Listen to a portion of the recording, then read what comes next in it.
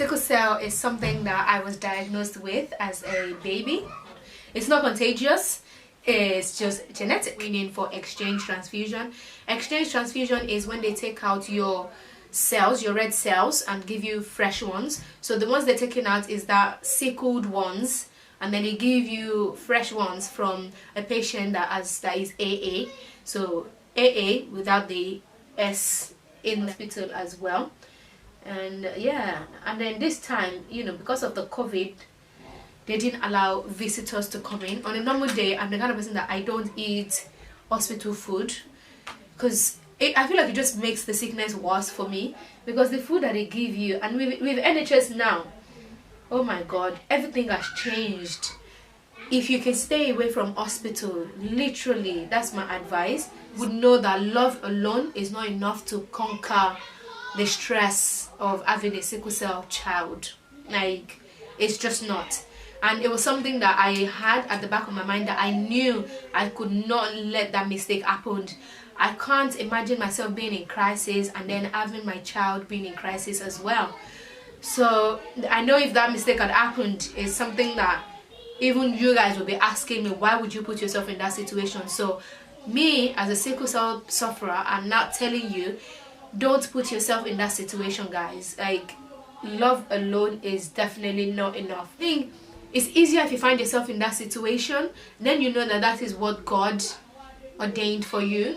But you putting God first, and then you are educated about this thing, and then eventually you find your situation, you now go ahead and marry someone that you are AS, and then you go ahead and marry someone that is AS, or you are SS and then you go and marry someone that is AS. Obviously that way you know what you're putting yourself into. There is no amount of love that you guys would love yourself that would help or that would conquer the old stress. So guys, please be wise, be knowledgeable, do your research. Don't just say, oh, I love this guy, oh, he gives me money, it does this, it does that. There is more to having a sickle cell child than just love. That's all I can say. People going into marriage, it is really advisable that you know your genotype. Don't just, go for love.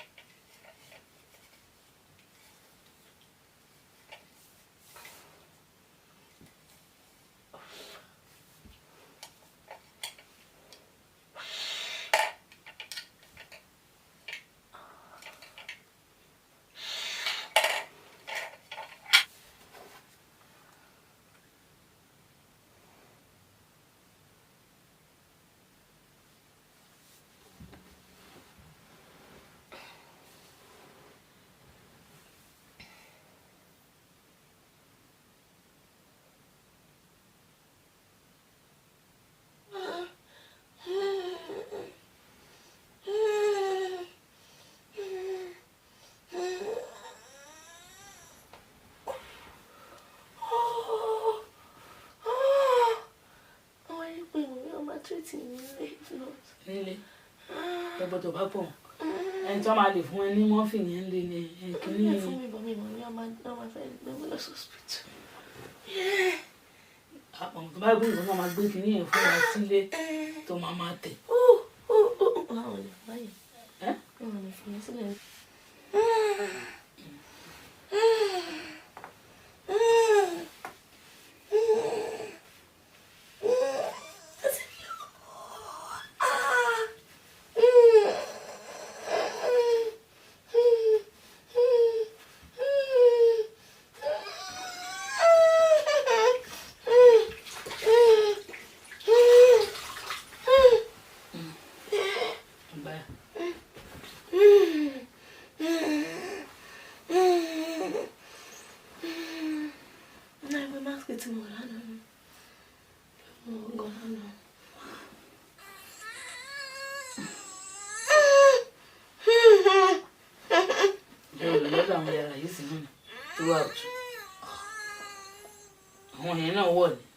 I'm gonna say Jackie more. Are you going to go?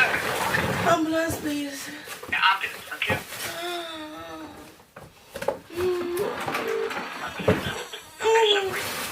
Yeah. Is the patient breathing? Yes. Are you the patient? I am.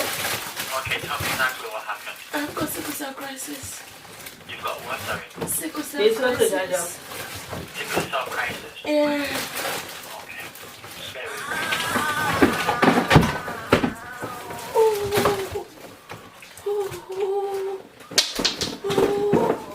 And what is the address of the emergency, please? 90 Yeah? Surbiton Yeah? SURBITON Surbiton Road. Yeah? M40 SIC. That's like, are you alone? My mom is here. How old are you? 32. 32. Oh. Just bear with me one second. I'm just putting some information down. Charge your phone. Just bear with me one second. I'm just putting some information down for you. Do you have fatigue all weekend? No.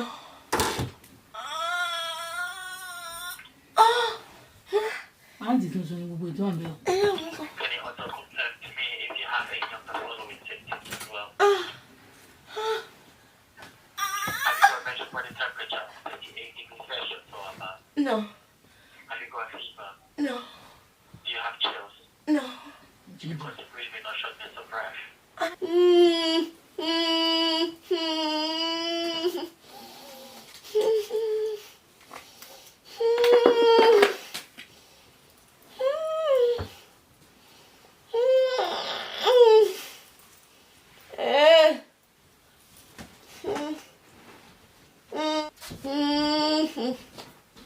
Let me brush.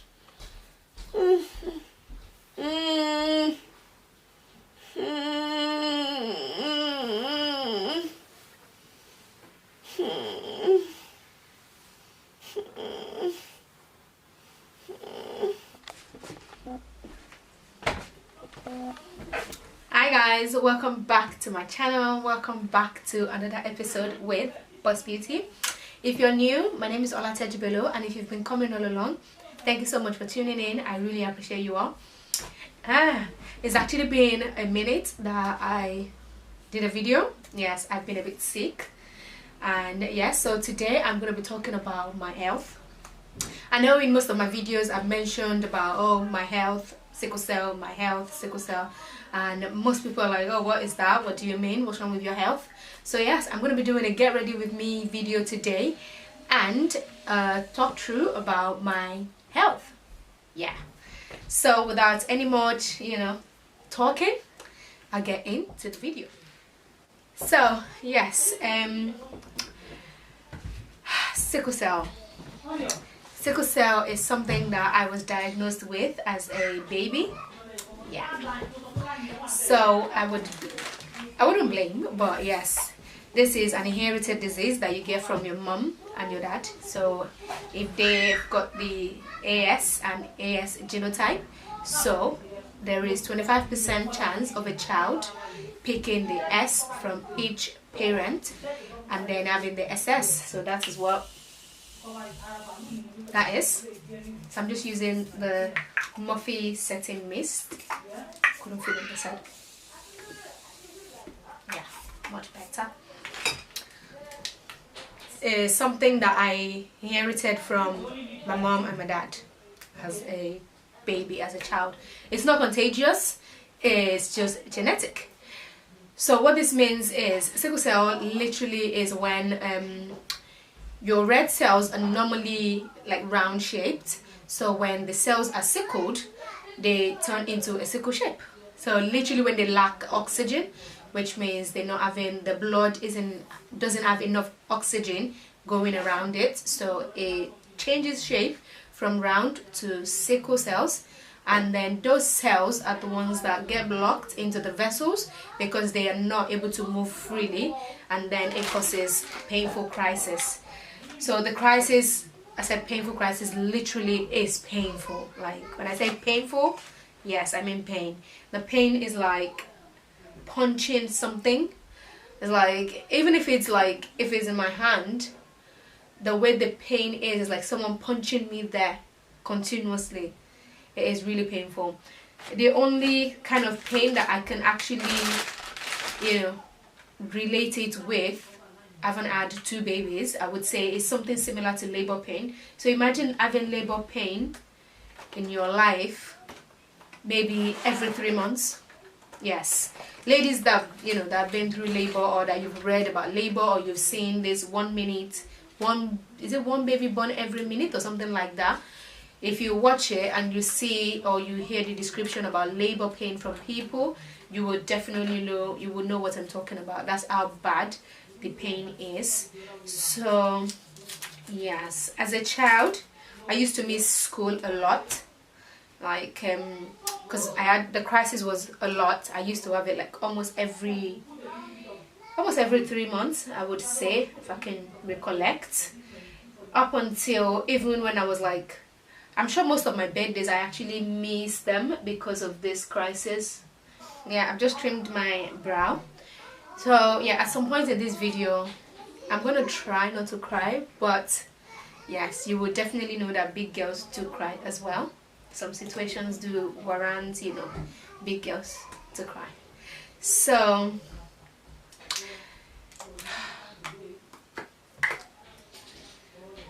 up until when I got to UK, I never talked much about my health, because obviously it was just school for me in Nigeria. I used to miss school, but most of the time it used to be during exam period, because with sickle cell, the triggers of sickle cell is, or could be, stress, infection, dehydration. Yeah, those are literally the main things.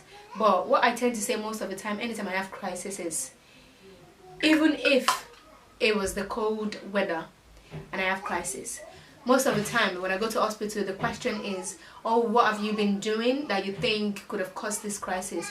It's not about what I did yesterday. It's not about what I did last week. It's a build-up. Normal red cells would actually live, they live up to 120 days.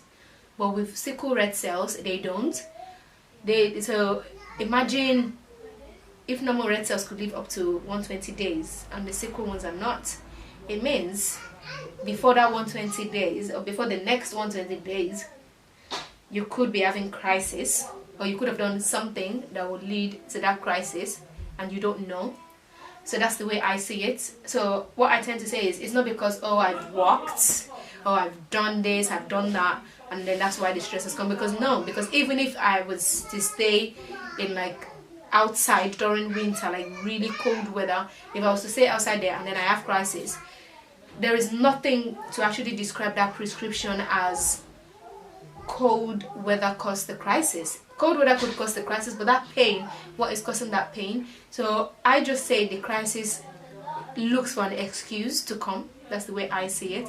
So staying at home doesn't mean I won't have crisis. That's the way I see it.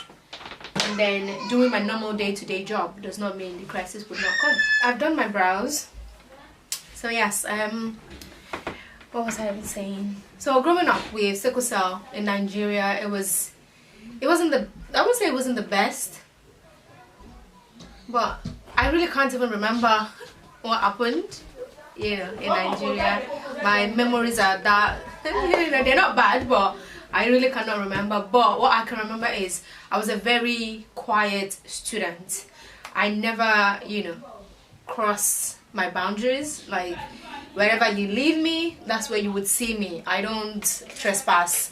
So I was very quiet. I'm going to apply my foundation. I've got my primer on Milk, and I'm going to use this NARS Natural Radiant Macao. I'm going to use that on my face. So yes, I was very quiet. I lived with my grandma. Well, I lived with my mom for some time before she came to the UK.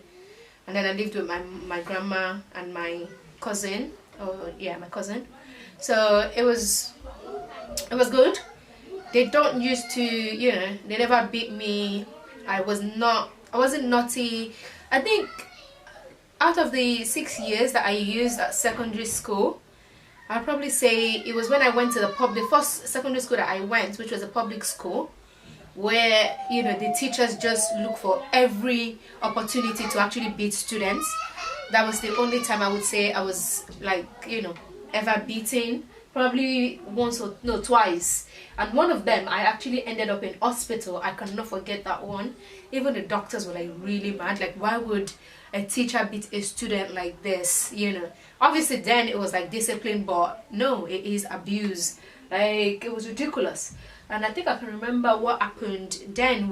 I went to girls secondary grammar school in where is that again, Obalinde, and we used to have to wear berets, which is the cap that we put on. That was part of the uniform. So I left my beret at home that day. I didn't have it.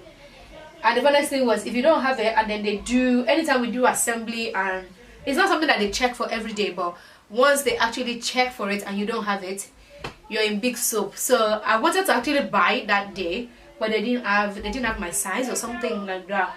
So anyway, I ended up getting into trouble because I didn't have it. So for the punishment that day, we had to like lay flat on the floor in the sun. I can actually remember that. We had to lie down flat on the floor outside in the sun, and the teacher was literally beating us like that. Yeah, it was ridiculous. I actually ended up in hospital. I think then I was still living with my mom, and I think I was in hospital for almost 2 weeks with crisis.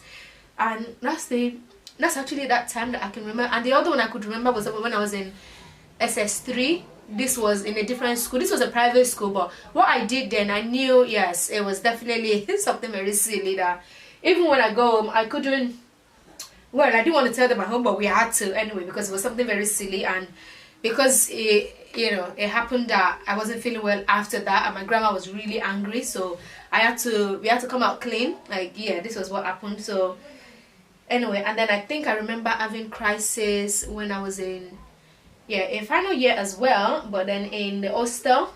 So yes, I remember that one. And then what else can I remember? But yes, as much as I can remember, it used to be, my crisis used to be when I was sick, like mainly when I was sick then.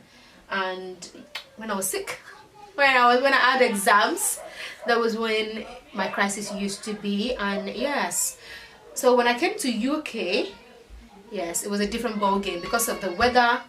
And then it was really stressful when I just got into the UK as well. So yeah, but you know, to actually help me maintain it now, I use penicillin, folic acid, hydroxycarbamide. I am not on regular transfusion. I use codeine, tramadol, paracetamol for painkillers when I need it, but my regular ones are penicillin, folic acid, and hydroxycarbamide. And I must say, hydroxycarbamide has been really good since I started using it. I'm sorry guys, my mirror is on this side, that's why I keep looking that way, but yes, I'm not ignoring you guys. So because I feel like if I don't do something, talking about it will be a bit weird. So doing something and then talking about the sickle cell is a lot easier for me. So yes, I'm sorry. If you have any question guys, don't hesitate to drop it in the comment section. I will definitely answer them as much as I can. I'm hoping to do another video probably with my mom and my sister about living with sickle cell, so how they've been able to manage with me and my health. Yeah, something like that. But yeah, definitely not now. But it's Sickle Cell Awareness Month, so I thought there was no better time to do this than now, because we, people that we have sickle cell, we feel like most of the time we can't talk about it because the pain that we go through is not something that can be described in a simple English. If you don't actually feel what we feel, you can't understand it. Like the pain, when I'm not in pain, when I'm not in crisis, I'm fine. Like that energy, even myself, I can't explain where I get the energy from. Like I just can't sit without doing anything. Right now, you can tell that my movement is restricted because I still feel a bit weak. Like I'm feeling short of breath if I talk for too long. I'm not fully myself yet, or my full capacity yet. So I'm like, yes, trying to, I think that's why my talking is a bit slow and I'm taking my time. But yes, when I'm in my 100% stage, I'm literally everywhere. Can you hear my son? That's Sobo literally making noise. You see that energy? That's the kind of energy I have if I don't have any crisis. Literally, I'm everywhere. I want to do everything. But when I'm in crisis, guys, I'm useless. Like, I'm as useless can be. And that's literally how I can describe it. That's how bad. The pain is bad. Like, I don't even wish the pain on my enemy. That's how bad it is. But it's only when the crisis is there. When the crisis is not there, guys, we are fine. We are 100% active. Like, we're not handicapped. No. But when the crisis is there, yes, literally, we can't do anything. And then the thing that I would say has actually caused the crisis more for me now. I remember when I was young, there used to be a saying that, oh, once you have your kids, you're going to be healthy, you're not going to be sick, and this and that. It's a lie. Well, for me, it's a lie. I don't know. I know some people that, they're quite healthy, and I know some that they're even worse than myself. At least because with the sickle cell crisis, or with the sickle cell disease itself, it varies, based on individuals. And this is based on your HbS level. So depending on how high your HbS level is, then that's the amount of, pain or crisis that you would be getting, if you understand what I mean. So HbS level is actually used to, to measure the level of the sickle cells in you. I don't want to talk too much because I work in the lab. I'm a biomedical scientist, and this is the kind of test that we do. I'm trying not to say too much about the diagnosis, like, or all the tests and things like that. Biomedical science wasn't something that I really wanted to do from the onset. It was just, I think it was just faith that brought me to it. And I would say, since I've been doing biomedical science right from university, I've never had a day to actually regret doing it before. Like, I feel like that's what God wanted me to do. It's so stress-free for me. Even though I do long day, which can be stressful sometimes, but in terms of what we actually do in the lab, I wouldn't say what I do is stressful for me. So yes, I thank God for that I was able to actually find what works for me, and I didn't make any mistake of going into nursing, which was what I wanted to do initially. So I'm glad I didn't make that mistake. Yeah, that would have been, I'm sure I would have actually left it anyway, because there's no way I would have been able to do it. I would have left it a long time ago to do something else, probably own my own business. But yeah, in my family, I'm the only one with sickle cell as far as I know. And yeah, I've known that I had sickle cell right from when I was a baby. According to my mom, when I was about 3 or 6 months, something like that. And yeah, I'm glad that she was able to actually find out that, because ignorance is what is actually killing so many people with these things. The awareness is not there. In Nigeria, people still stigmatize. It's not just in Nigeria, actually. Africa, even in UK, people still stigmatize what sickle cell is. Sickle cell is not, even though it's called sickle cell disease, it's not actually a disease. If you live a healthy life, you use your prescribed medications, and you look after yourself really well, you can live a healthy, long life, even with sickle cell. In my life, as much as I can, I don't actually let anything stop me. The only time I actually stop is when I'm in crisis. If I'm not in crisis, you can't tell me to stop, seriously. I know, well, I don't think it's bad anyway. With the way life is going on now, you just have to live your life as much as you can. Live it to the fullest. Don't let anything stop you.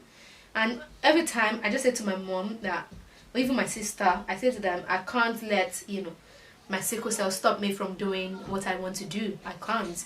I think it did restrict me as a child. Even now, it still restricts me, because there are some things that I feel like I can't do because of my health. In fact, wearing heels is one of the things that I would say sickle cell has made me not wear, because I feel like every time I wear it, I've got pain in my knees or my ankle or something like that, or I end up with crisis or something. So I'm actually not used to wearing heels. And then having kids actually even made that worse, because I just stopped wearing it overall. Even when I go to parties, I only wear it to the hall and then I take it out. So I try as much as possible not to do things that would trigger the crisis. That's the way I would say it. But I don't let it limit my borrow me that English, I cannot remember. But I don't let it, I don't let the sickle cell get in the way of the things that I want to do or the things that I can do. I'm happy to God, like it doesn't actually let my health be a problem to me. So alhamdulillah for that. I'm thankful to that. I'm thankful for my mom. I wouldn't say my mom has lived a life for me, but she has, literally, even up until now. I'm so grateful. If my mom wasn't there or isn't there, I don't know how I'll be able to do some of the things that I do sometimes, because I feel like if that help isn't there, there'll be so many things that I won't have been able to achieve. So I'm happy for my mom, especially my family. My sister is very good as well, and most of the time she tries to be that big sister, which you guys know she's always doing that, and I'm just like, God, Tammy, leave me alone. She's like, oh, shut it down. Oh, have you eaten your food? Have you used your medicine? And I think that was one of the reasons why I actually left London and I came to Manchester. Like, I feel like if these people are not there, how am I going to live my life? Because they call me every minute, every hour. Even my dad, literally calling me all the time to go and do this, to go and eat, to go and take my medicine, to go and do. And I'm like, you people leave me alone. I've taken it, even though I might not take it sometimes. Yeah, you didn't hear that, did you? Yeah, I might not take it sometimes, but I just feel like the way they remind me, oh God, just like leave me alone. I know what I'm supposed to do, like just leave me, let me be. But yeah, I'm thankful for my family. Like I can't actually thank them enough. I feel like if my family wasn't there and if I was alone, I don't know if I'll be able to, I don't know if I will be where I am today. Like, me being a graduate, I've done my master's in biomedical science, I've got 2 children. I don't know how I would have been able to do it. When I had my daughter, I was supposed to do, well, it was meant to be the beginning of final year, and my mom had to leave a job to actually come and stay with me in Manchester, look after the children, look after my child. If she wasn't there, I don't think there's a way I would have done it. No, I don't think so. But yes, I'm really, really thankful, for my mom's life. And I just pray to God that He gives me long life so I can actually look after her. I can, give her the best life as well, because she's giving me the best life. So I want to do the same thing to her. So I'm going to do my eyeshadow now, guys. Yes, this last crisis that I had, oh my goodness, the pain was something else. I'm going to leave a little clip. I'm sorry guys, if this is a bit, too much for you guys to watch, but if you don't see it, you don't know how we feel, you don't know what we're going through. So I thought, I've actually said to my daughter that anytime since I started this YouTube, it was something that my sister always wanted to record it, and I'm like, no, why would you record me when I'm sick? Like, no, you can't do that. I find it, weird. Like, why would she do that to me? But I feel like people don't know what we go through. Like, even though they hear about sickle cell, they don't know what sickle cell is. They see us, they see someone with sickle cell, but not how that sickle cell actually affects that person. So I decided to do a little clip for you guys to see, even though I couldn't really do it because it was my mom that was with me at the time. My daughter was at my auntie's, so I couldn't get someone to really help me, and I was in pain. So imagine struggling with the camera in front of the doctors or nurse. So it would have been really weird. So yeah, I was able to do some while I was at home before I went to the hospital, and then some, well, a little one when I was in the hospital as well. And yeah, and then this time, you know, because of the COVID, they didn't allow visitors to come in. On a normal day, I'm the kind of person that I don't eat hospital food, because I feel like it just makes the sickness worse for me, because the food that they give you, and with NHS now, oh my god, everything has changed. If you can stay away from hospital, literally, that's my advice, stay away. Like, you don't even want to do any rough play. And I feel like if I didn't have sickle cell, I'm the kind of person that going to hospital wouldn't even be close for me, because I live a very peaceful life. Like, I don't even do anything apart from work. I don't do anything stressful that, you know, you would say, oh, I don't drink alcohol, I don't smoke. I try to live as much as possible. I try to live a healthy life as much as I can. So I know that going to hospital, unless something else was wrong with me, I know that going to hospital wouldn't have been something that would be happening to me, you know, regularly if I didn't have sickle cell. But yeah, I'm still thankful for my life and my health, that I don't go in and out. You know, I'm not in hospital every month or every 2 months now. Before this one that I had 2 weeks ago, no, was it 2 weeks ago now? Well, it depends on whenever you're watching this video. That crisis was second week in August, from the 16th, which was Sunday. I was there from that Sunday to the Sunday after that. So I was there for a week, and within that 7 days I was in pain for 5 good days. So you can tell that kind of pain. I don't think anyone will be in labor for 5 days. So imagine that labor pain that, you know, some people just have in like 30 minutes, 1 hour. Too much details. It's not about labor. I'm not talking about labor, it's about the crisis.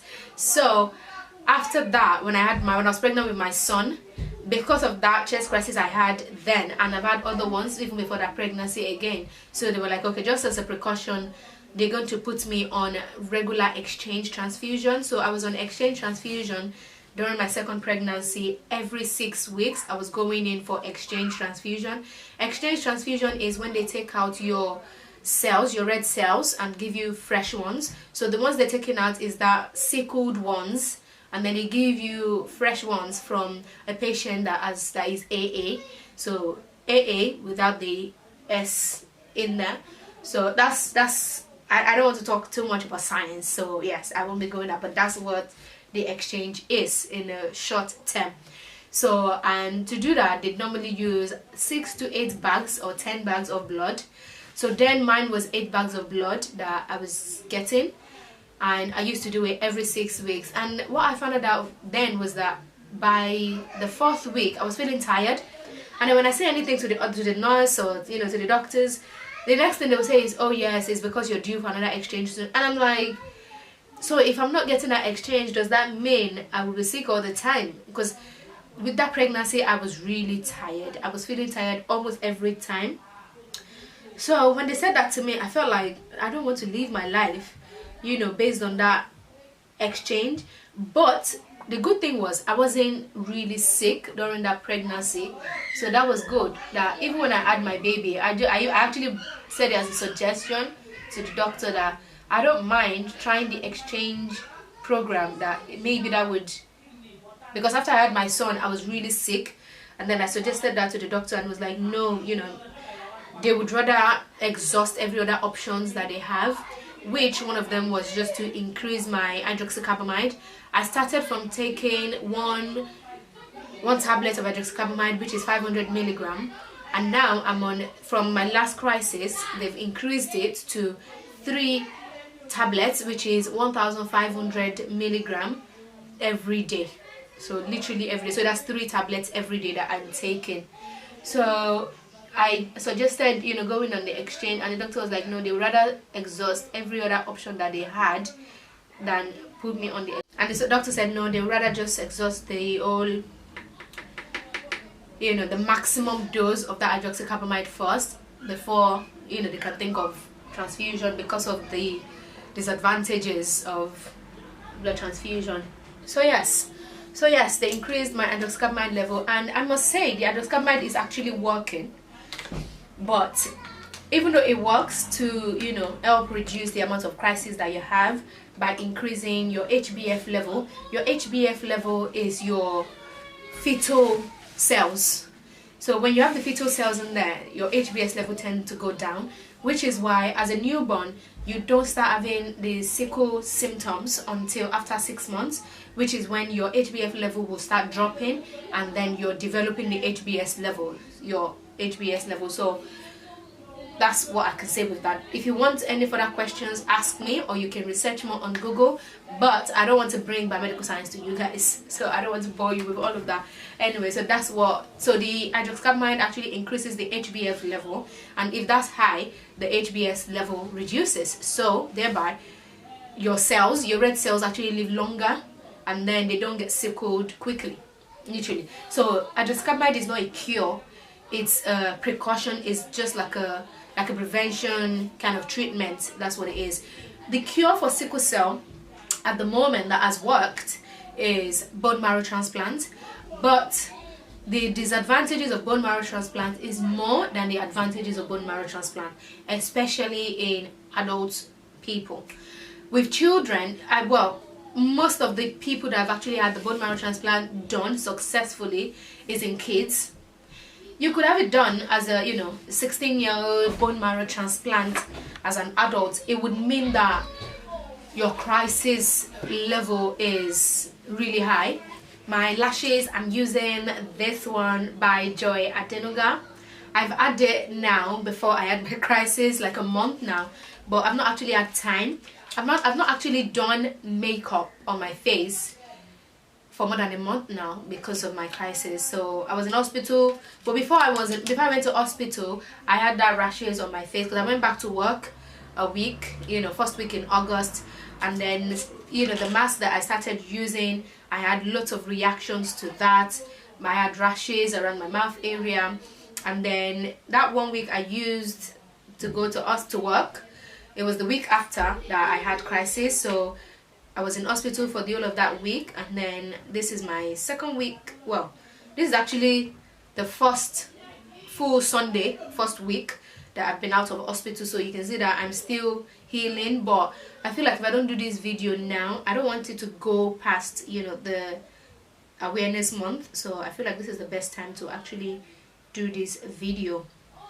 And I would really appreciate if you guys can watch this video, share it with your friends, share it on your Facebook, share it on your WhatsApp, you know, send it to people. I would love for this to actually go as far as possible. Like, please spread the word.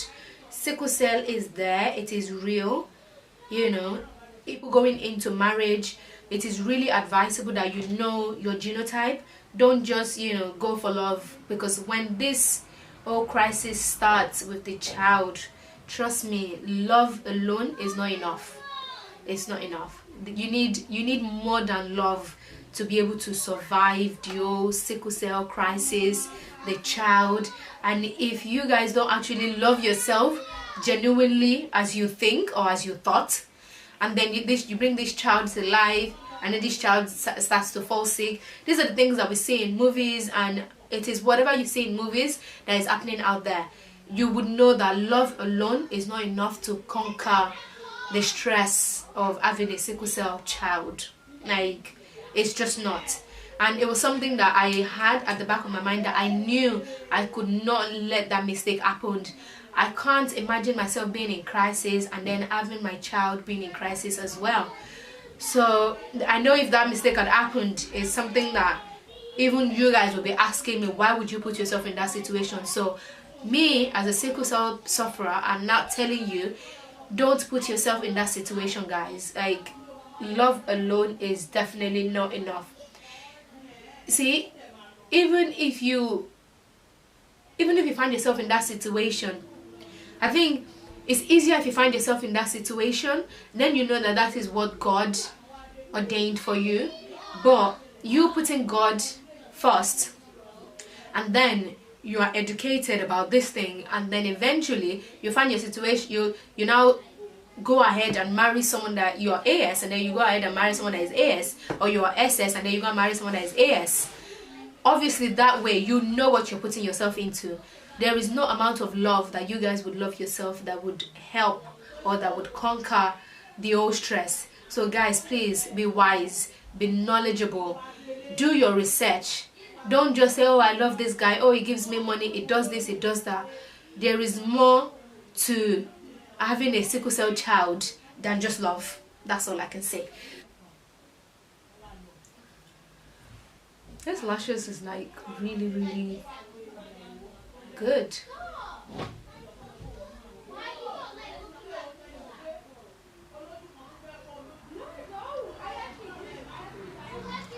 Let's finish the other one.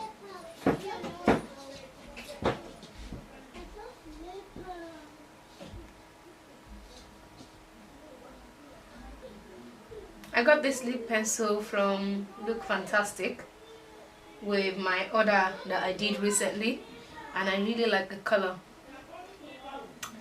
So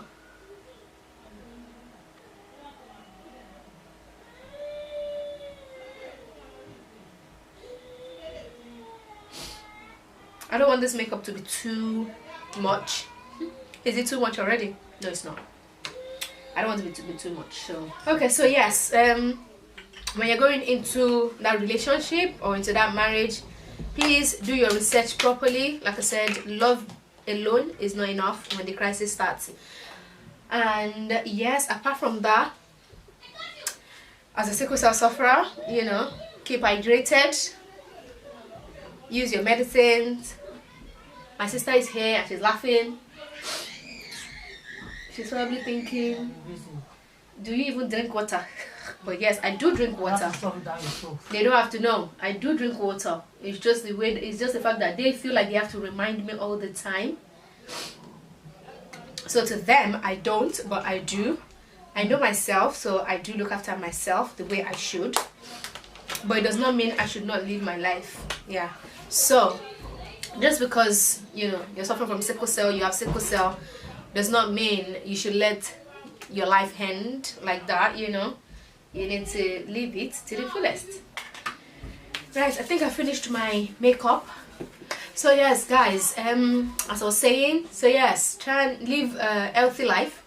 But yeah, I try to live my life as much as I can. I don't let the, you know, the sickle cell get in the way. I'm gonna put the clip, you know, in this. So yes, you would see that big girls do cry. Yes, so when the crisis starts, I cry. Apart from that, I don't know. The only time that I would say I cry is when I hear that someone's mom dies. I don't know, it just gets to me. I think because my mom is there for me. She does most of the things for me. You know, she's lived her life for me. So when I hear those kind of stories or things, I just feel really sad, and I'm just always praying to God, like, God, please don't let me be in that situation. Don't let this happen to me, you know, that kind of thing. But apart from that, yes, when I'm in crisis, I do cry. I cry a lot because the pain is bad. Like some people will say, the pain is rubbish. Yes, it is rubbish. But yes, I don't want to say too much. I don't want this video to be too long. I don't want to drag it for too long. But yes, I'm gonna be, you know, talking more about my health in other videos. But yes, for now, this is just what, yes, I would say for now. And then maybe there'll be a part 2 where I'm going to talk more about, you know, probably with my sister and my mom, how they coped with me as a child, or, you know, how they've been coping with me. I know someone like my sister is like, hey, she's always stressing herself. But yes, I don't stress myself. But I can't just stay without doing anything. Yeah, that's the way I explain it to her. But yes, thank you so much for watching. I hope this video has been helpful. I hope it gives you an insight. Well, it was just an insight. I didn't want to go too much deep into it, because if I did, we'll probably be here for like the whole day. So yes, this is just like a hint into it. And if you enjoyed this, then please put in the comment section. I would definitely bring you more videos about, you know, how the things that I do to stay healthy. I'm not healthy, but yeah, the things that I do to make sure I'm not in hospital every week or every month. But apart from that, yes, I'm going to say bye for now. Thank you so much, and I hope you've enjoyed this video. Please share with your friends, subscribe, and give this video a thumbs up, and please give comments in the comment section below if you enjoyed this video. Thank you so much, and I'll see you in my next video. Bye.